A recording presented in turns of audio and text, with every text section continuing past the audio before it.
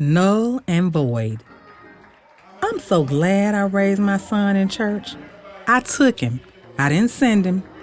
I got up early in the morning, before the sun even yawned itself awake, and fixed him breakfast, hot cereal, eggs, maybe a little meat if we had it. I rarely ate, not because I wasn't hungry, but because I needed him to be fueled for the day. Focused. I learned early that stability starts with a full belly and a clear mind. I would sit across from him at that little table and watch him push his food toward me when he thought I wasn't looking. He'd say, "I'm full, Mama." But I knew that boy was lying through his teeth. He realized I wouldn't eat until I was sure he was full. That was his heart, even as a child. He was my everything. When we went to church, I didn't just plop him down next to me.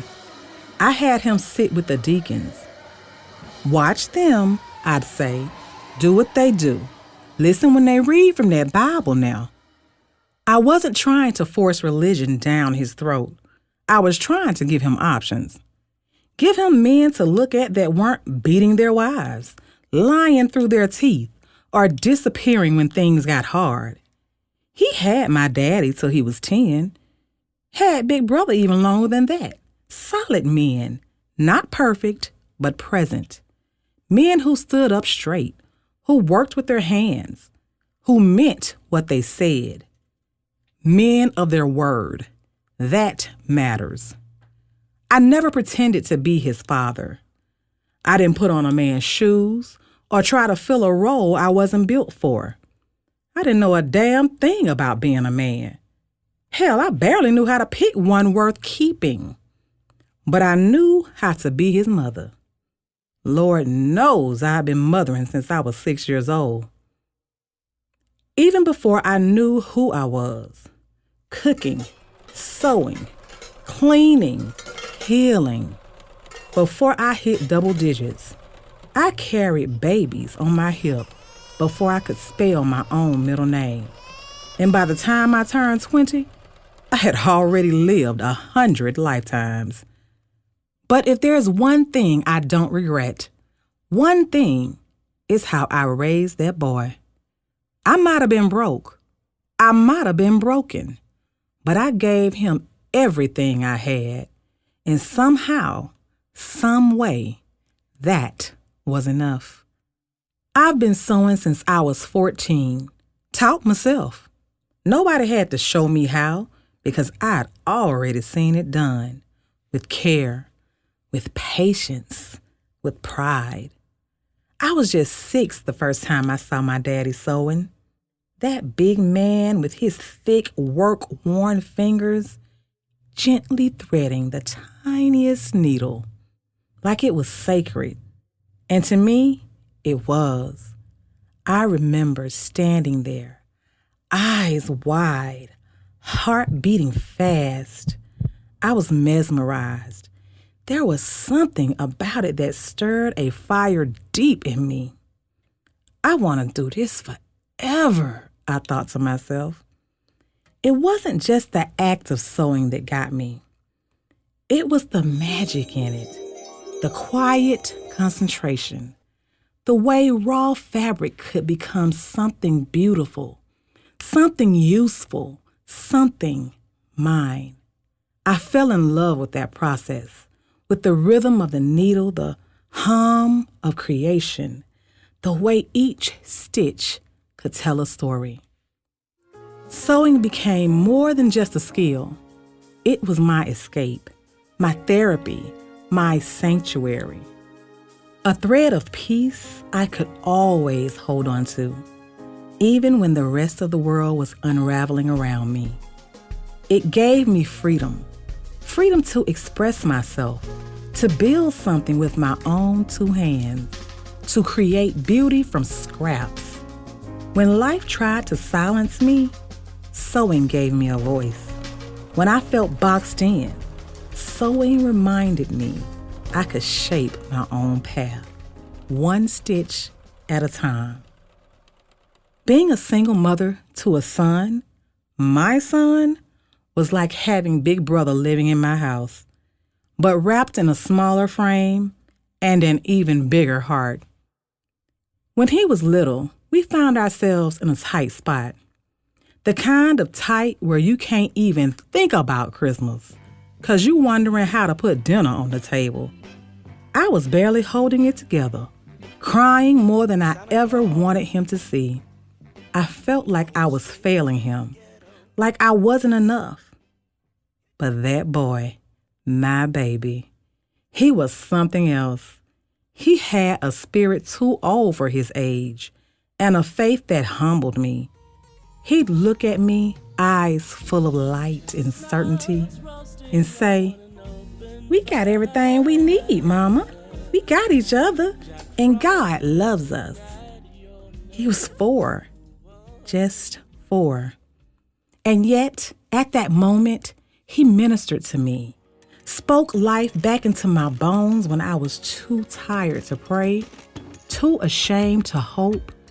His words were like warm sunlight on a cold day, gentle, powerful, healing. I needed that, and he gave it freely, without even knowing what kind of miracle he was. My first blind date? Lord have mercy. It was an epic fail. All thanks to my 6-year-old Big Brother son turning into a full-blown interrogator, like he worked for the FBI. As soon as the man stepped in the door, my baby locked eyes with him and folded his little arms, asked him straight up, "So what are your intentions with my mother?" The man blinked. "Excuse me?" Unfazed, my son repeated with even more bass in his little voice, "What are your intentions with my mother?" Now, I'm in the back room trying to finish getting ready and look halfway decent, rushing like I'm trying to beat the buzzer, because I already know my child is not about to let this date happen in peace. I hear the man nervously reply, "Well, I'm gonna take her out to eat and maybe catch a movie." "Mm-hmm," my son said, still standing his ground. "But that don't answer me what your intentions are." At this point, I'm putting on earrings with one hand and praying with the other. Then I hear it. The man's voice is trembling. Priscilla, honey, you ready?" He sounded like he was calling for backup. Needless to say, we never made it to the movie. He brought me back so fast I still had lipstick on my teeth. Told me he didn't want me to miss my curfew. Curfew? Sir, I am grown. But I understood. He didn't want no smoke. And my son, he wasn't playing. He was only 6, but he had already appointed himself head of security, guardian of the gate, and CEO of Don't Try My Mama Inc. Looking back, it makes me smile. My boy loved me out loud. That's a kind of protection I'll never forget. My first marriage, baby, it was a mess from the gate. He was working as a foreman for my daddy, Brown Sr., who was a brick mason and well-respected one at that. Folks knew him all over Atlanta. He also took care of cashing the paychecks for Daddy, making the money liquid to pay the workers in cash, just like Daddy always did. 3 months after we said I do, this fool cashed the company check and ran off with every dime. Didn't pay the workers, didn't say a word, just disappeared like he was in the witness protection program. Now, my daddy was the kind of man you did not cross. Everybody in the city knew Brown Sr. didn't play. If you messed with his money, you were gambling with your life. He was known to cut you, cuss you, and leave you laying in a pool of your own poor decisions. So when this man ran off, my daddy was hot. I mean, ready to dig a grave by sunset hot. He was looking for him, and not to have a conversation. That man hid for 2 whole weeks. Then, like a damn fool, he had the nerve to call me, to bail him out. He'd gotten himself locked up and he needed $500 to get out. I didn't know whether to laugh, cry, or beat the phone with the receiver. I called my daddy, told him the boy needed help, and he gave me the money. Not for him, but for me. Because even through all the madness, Brown Sr. loved his baby girl. Truth be told, jail was probably the safest place for that man right then. If he had come out and faced Daddy, oh honey, that boy wouldn't have made it to see the sunrise. Now, when we got married, I didn't meet any of his family, not a single soul. He told me his mama was dead.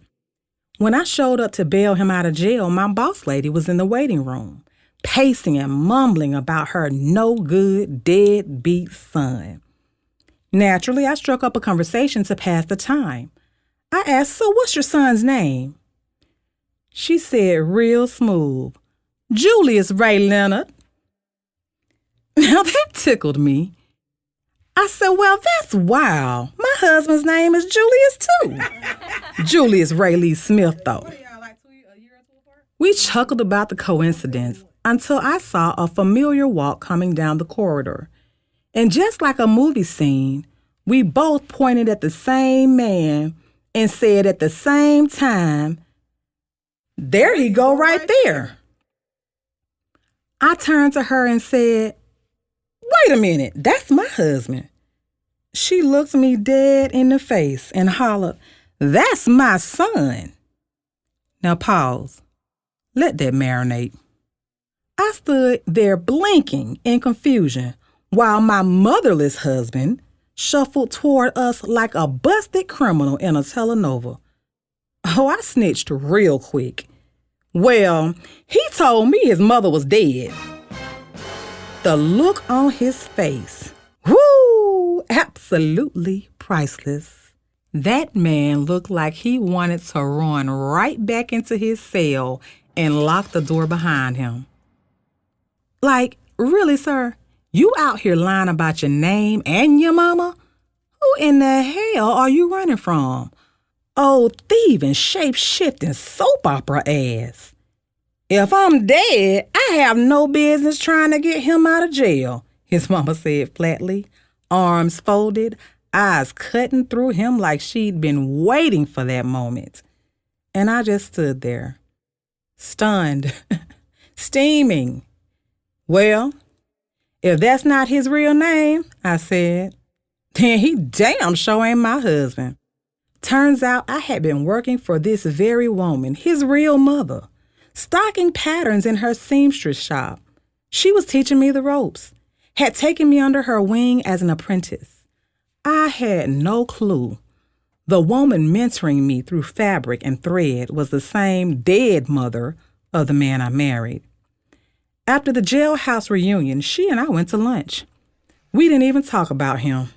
Just sat in the reality of what had just happened, like women who'd both been burned and were now comparing the scars. After that, I walked straight down to the courthouse and filed for an annulment. It had only been a few months, so it was simple, clean break. But that wasn't the end. I ended up pressing charges against him, and when the authorities dug deeper, they uncovered even more. That fool had been messing around with a woman who worked at Vital Records, right across the street from Grady Hospital. With her help, he'd been running a scam, stealing names, creating fake identities, living a whole other life.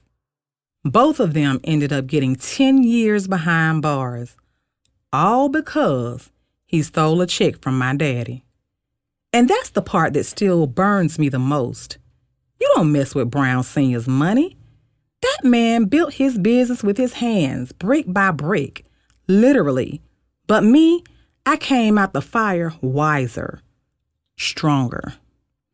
But listen, everybody plays a fool once. But I'll be damned if I'll ever be an idiot.